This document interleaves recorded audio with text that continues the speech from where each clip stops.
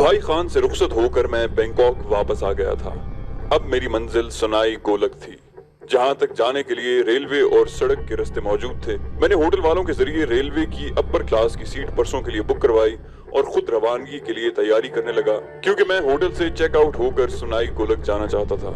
Train ने ठीक 3 बजे बाद दोपहर रवानगी का विसल दिया। निहायत आला और अरफा सफरी सहूलियात से मुज़य्यन ट्रेन थी। आरामदेह और रिलैक्स होने वाली सीटें, साफ और शफाफ वॉशरूम, मुसाफिरों की दिलचस्पी के लिए हर बैनुल अक़वामी ज़बान के रसायल और अखबारात, वेटर्स को तलब करने के लिए हर सीट के ऊपर कॉल बेल, सीटों की गुंजाइश से ज्यादा एक भी मुसाफिर नहीं। बिल्कुल यूं महसूस हो रहा था कि आला कंपनी का हवाई जहाज रेल की पटरियों पर दौड़ रहा है। और ये ट्रेन किसी यूरोपीय या अमरीकी मुल्क की न थी, बल्कि जनूबी एशिया के एक गरीब मुल्क की थी।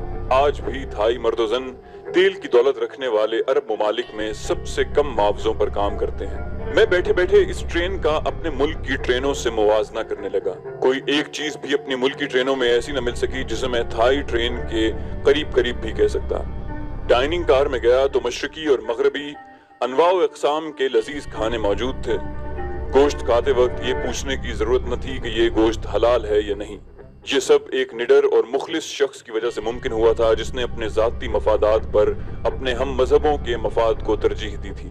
ये उसी के रूप और दबदबे का नतीजा था कि थाईलैंड के गैर मुस्लिम उसे देखते साथ ही हाथ जोड़कर उसके एहतराम में सर झुका लेते और मुसलमानों के चेहरों पर फख्र और इत्मीनान के तासुरात उभर आते। थाईलैंड का ये बेताज बादशाह, ये अनपढ़ गैरतमंद पठान भी स्मगलर था। उमर खान जिसे मिलने मैं सनाई गोलक जा रहा था, वो भी पठान और स्मगलर था। बंबई में हाजी मस्तान और यूसुफ पटेल भी स्मगलर थे, लेकिन गैर कानूनी काम में मुलव्विस इन लोगों के दिल जज्बा ईमानी से भरे हुए थे।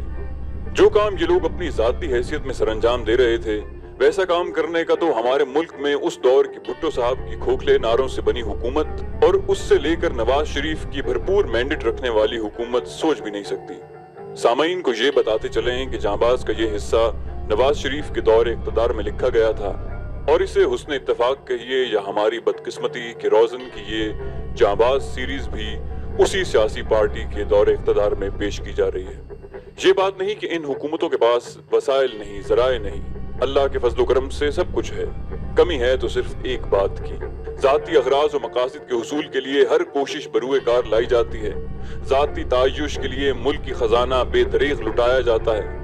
मुल्क का बाल बाल गैर मुल्की कर्जों में बांधने के बाद कर्ज उतारो मुल्क संवारो के नारे लगाकर गरीब कौम की बची कुची खाल भी खींच ली गई, और जब उससे भी उनकी तौंदे न भरी तो सरकारी असासे बेचकर अब मुल्क को भी बेचा जा रहा है। गवादर की बंदरगाह 99 साला पट्टे पर अमेरिका को दे दी गई है।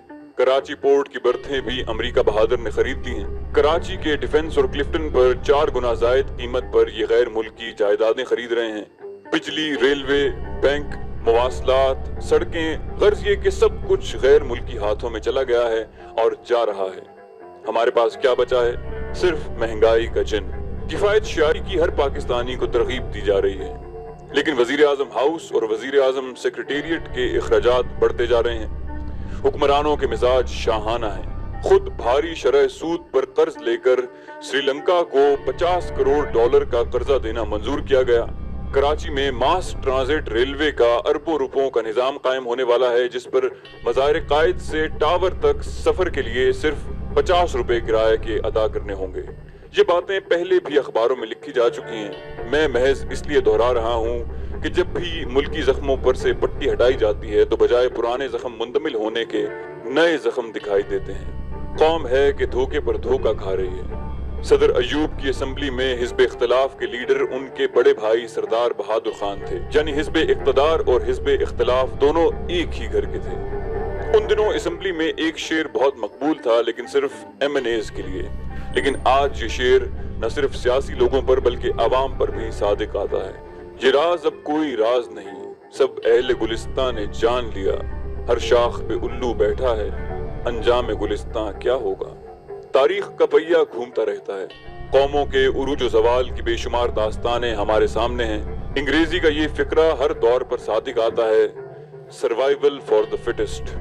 میں تو اس خیال سے ہی تھرا اٹھتا ہوں کہ جیسے ایسٹ انڈیا کمپنی تجارت کرنے کے بہانے بر صغیر میں داخل ہوئی اور مغلیہ سلطنت کو، جس کی سرحدیں کابل سے برما تک تھیں، سکیڑتے سکیڑتے دلی کے لال قلعے تک محدود کر دیا، خدا نخواستہ ویسے ہی ہمارے نااہل حکمرانوں کے ہاتھوں اس بچے کچے پاکستان کی سرحدیں بھی کہیں صرف رائے-ونڈ کے ایک فارم ہاؤس تک نہ محدود ہو جائیں۔ میں آپ سے معافی چاہتا ہوں کہ ملکی حالات کی سنگینی دیکھ کر اصل موضوع سے اکثر بہک جاتا ہوں، لیکن کیا کروں، وطن سے میری محبت دماغ سے نہیں بلکہ دل سے ہے، اور دل کسی قاعدے قانون کو نہیں جانتا۔ ٹرین سانپ کی طرح لہراتی بل کھاتی سرسبز پہاڑوں اور سرنگوں میں سے گزرتی اور ندی نالوں کو عبور کرتی اپنی منزل کی طرف بڑھتی جا رہی تھی۔ یہ ٹرین بینکاک سے چل کر ملیشیا کے دارالحکومت کوالالمپور سے ہوتی سنگاپور جا کر ختم ہوتی ہے۔ میں نے ایشیا اور یورپ کے کئی ممالک میں ٹرین سے سفر کیا، لیکن قدرت کی صنائی کے جو مظاہر اس سفر کے دوران دیکھے کہیں اور دیکھنے کو نہ ملے۔ سنائی گولک سے 40 میل پہلے ہی میں نے ایک اسٹیشن پر ٹرین کو چھوڑا اور ٹیکسی لے کر اپنی منزل کی طرف روانہ ہوا۔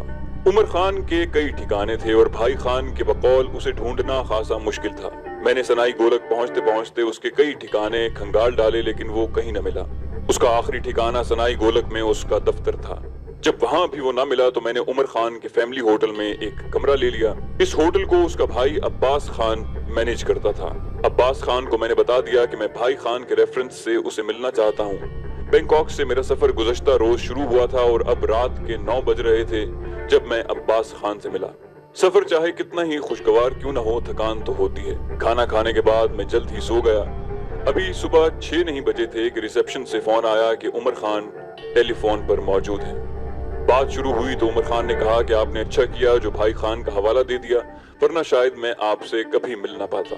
میں اجنبی لوگوں کو ملنے سے احتراز کرتا ہوں۔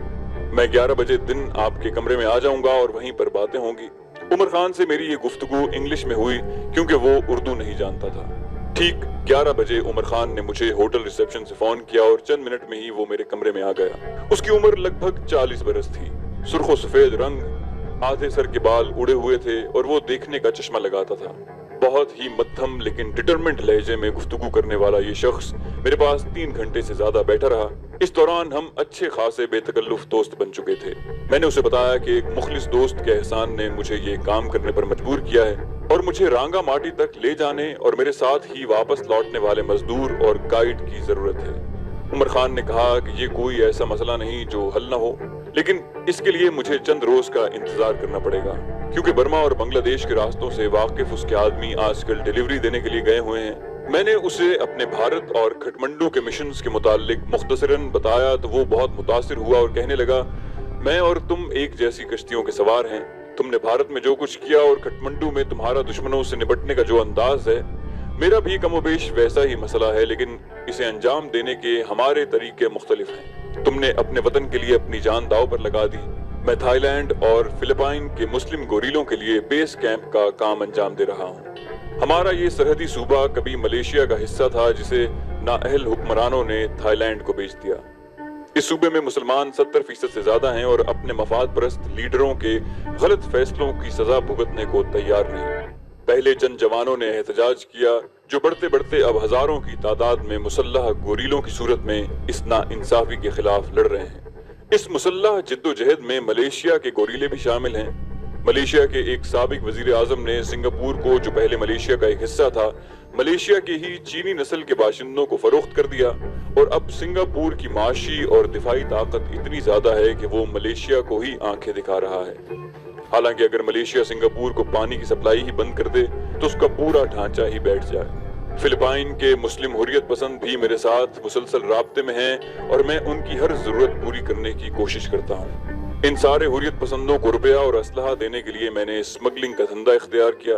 یورپ اور امریکہ ظاہری طور پر چاہے کتنے ہی مضبوط دکھائی دیں، لیکن قومی سطح پر بالکل ختم ہو رہے ہیں۔ منشیات کی لت ان کے رگوں پہ میں سرایت کر چکی ہے۔ حشیش، مروانہ، کوکین اور اب ہیروئن کے بغیر وہ رہ نہیں سکتے۔ ان ممالک میں ڈرگ بیرنز اس قدر طاقتور ہیں اور ان کا نیٹ ورک اس قدر مضبوط ہے کہ ان ممالک کی حکومتیں اپنی پوری کوشش کے باوجود منشیات کی سپلائی کے رستے بند نہیں کر سکتی۔ میرا گولڈن ٹرائی اینگل سے ڈائریکٹ رابطہ ہے۔ منشیات کے سمگلروں کے اس بادشاہ کی برما کے ہیڈ کوارٹرز ہومونگ کے علاوہ لاؤس اور تھائی لینڈ کے سرحدی علاقے میں بھی بادشاہت قائم ہے۔ बर्मी हुकूमत एक मुआहिदे के तहत उसे गिरफ्तार नहीं करती और ना ही उसे अमेरिका के हवाले करने को तैयार है। थाईलैंड की फौज ने कई बार इसके इलाके में दाखिल होने की कोशिश की, लेकिन खनसा के हजारों मुसल्लह गार्ड्स ने उन्हें भारी जानी नुकसान पहुंचाकर पीछे धकेल दिया। खनसा के ज़ेरे इक़्तिदार इलाके को गोल्डन ट्रायंगल कहते हैं, जिनमें थाईलैंड, बर्मा और लाओस के सरहदी इलाके शामिल हैं। खनसा अपनी गोरीला फौज, अफ्यून पैदा करने वाले कारकुनों से लेकर हेरोइन तैयार करने वाली फैक्ट्रियों के मुलाजमीन और उनकी फैमिलीज का अजहद ख्याल रखता है। उनके लिए रिहाइश गाहें, स्कूल, अस्पताल, हत्ता के उनकी तफरीह के लिए सिनेमा घर तक बना रखे हैं। मेरी ख्वाहिश है कि तुम्हें उससे मिलवाऊं।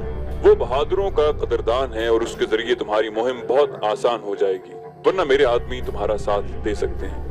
उमर खान से पहली ही मुलाकात में हमारी दोस्ती की न सिर्फ इब्तिदा हुई, बल्कि ये दोस्ती कई मंजिलें बैक वक्त तय कर गई। उसने अपने भाई अब्बास को मेरे कमरे में बुलवाया और उसे मेरे बारे में थोड़ा बहुत बताकर ये कहा कि आज रात ये मेरे घर पर मेरे मेहमान होंगे और हम कल रात को वापस लौटेंगे। मैं जल्दी जल्दी तैयार हुआ और उमर मुझे अपनी गाड़ी में लेकर चल दिया। सनाई गोलक में एक नदी थाईलैंड और मलेशिया का बॉर्डर है और सनाई गोलक थाईलैंड का सरहदी कस्बा है। गाड़ी नदी के पुल पर पहुंची तो दोनों ममालिक के इमिग्रेशन ऑफिस दिखाई दिए। मैंने उमर खान को कहा कि मेरा पासपोर्ट तो होटल में है, तो वो हंस पड़ा और कहने लगा कि जो काम मैं करता हूँ उसमें ममालिक की सरहदें कोई हैसियत नहीं रखती। और उसने जो कहा था वो वाकई सच साबित हुआ। दोनों चेक पोस्टों पर इमिग्रेशन वालों ने उसकी सूरत देखते ही बैरियर्स उठा दिए और हम बगैर रोक टोक मलेशिया में दाखिल हो गए। उमर गाड़ी बड़ी तेज रफ्तारी से चला रहा था। कई घंटे गुजर गए। बिलाखिर मैंने उमर से पूछा कि तुम्हारा घर और कितनी दूर है। वो कहने लगा कि वो बहुत पीछे कोटा बारू में है। मैंने हैरानी से पूछा तो हम कहाँ जा रहे हैं? कुआलालंपुर। थोड़ा सा काम है, मैंने सोचा वो निपटा लूं तो फिर घर चलेंगे। थोड़ी देर बाद ही कुआलालंपुर आ गया। मैं तो इस शहर से बिल्कुल नावाकिफ था। मैं सिर्फ ये जान सका कि जहां हमारी गाड़ी रुकी उससे आध किलोमीटर पहले हाई कोर्ट की बिल्डिंग थी। उमर मुझे एक बड़े फ्लैट में ले गया। हम ड्राइंग रूम में बैठे। मेजबान ने कई तरह के खाने तैयार करवा रखे थे। उमर ने गालिबन सनाई गोलक से फोन पर ही उसे अपनी आमद का बता दिया था। हम खाना खाने लगे तो उमर ने उसे गाड़ी की चाबी दी और मलेशियन जबान में कुछ कहा। खाने के बाद 1 घंटा हमने रेस्ट किया। इस दौरान मेजबान ने गाड़ी की चाबी वापस की। कहवा पीने के बाद हम मेजबान के हमरा बाहर आए। गाड़ी को खूब अच्छी तरह से साफ किया गया था। मेजबान से रुखसत लेकर हम गाड़ी में बैठे। मैंने डैशबोर्ड पर देखा तो पेट्रोल गेज बता रही थी कि पेट्रोल लबालब भरा हुआ है। इसका मतलब था कि गाड़ी वहां से ले जाई गई थी। हम कुआलालंपुर से निकले ही थे कि उमर ने मुझे कहा कि पिस्टल निकाल लो और अगर ट्रैफिक पुलिस वालों ने रोकना चाहा तो पहले हवाई फायर और फिर निशाना लेकर रोकने वाले पर फायर करना। मेरे पास उसकी बात मानने के अलावा कोई चारा भी नहीं था। रास्ते में 3-4 जगहों पर ट्रैफिक सार्जेंट अपनी मोटरसाइकिलों के साथ गश्त करते दिखाई दिए। उनके पास से गुजरते हुए उमर हाथ के इशारे से उन्हें हेलो कहता, जवाब में वो भी हाथ हिला देते।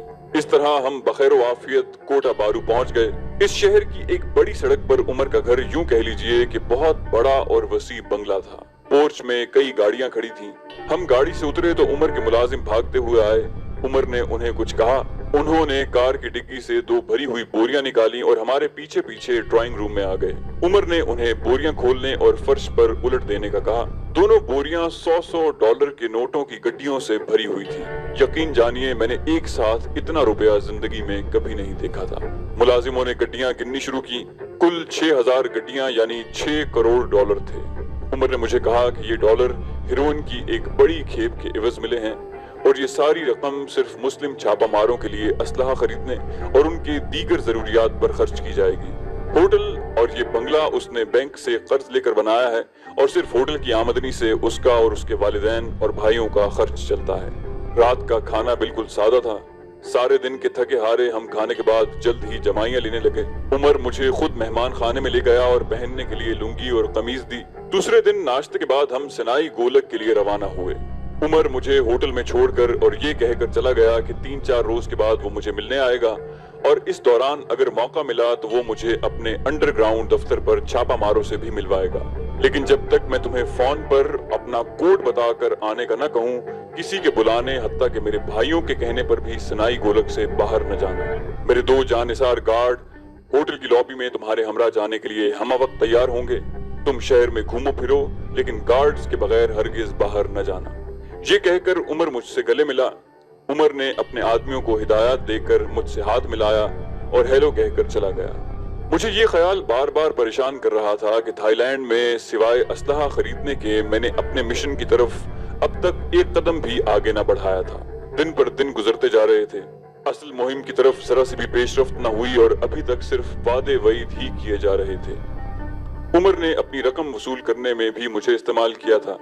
شاید اسے اپنے بھائیوں پر بھی اعتماد نہیں تھا اور مجھے بھی علم نہیں تھا کہ کوالالمپور سے ہماری گاڑی میں کتنی دولت ہمارے ساتھ جا رہی ہے۔ آئندہ 2 روز میں فیملی ہوٹل میں عمر خان کا انتظار کرتا رہا۔ ان 2 دنوں میں میں نے سنائی گولک کے قصبے کی خوب سیر کی۔ تھائی لینڈ کا یہ سرحدی قصبہ خاصا خوبصورت تھا۔ عمر خان کے گارڈز جب بھی میں باہر نکلتا میرے پیچھے پیچھے چلتے۔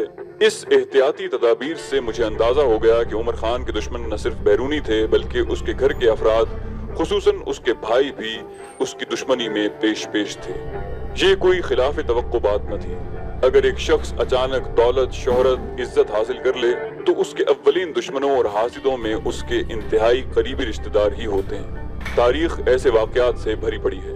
سیزر کو خنجروں سے ہلاک کرنے والوں میں اس کا بہترین دوست بروٹس تھا، اور مغل شہنشاہ اورنگزیب جیسے دیندار اور خوف خدا رکھنے والے نے اپنے بھائی اور تخت کے دعویدار کی آنکھوں میں نشتر لگا دیے تھے۔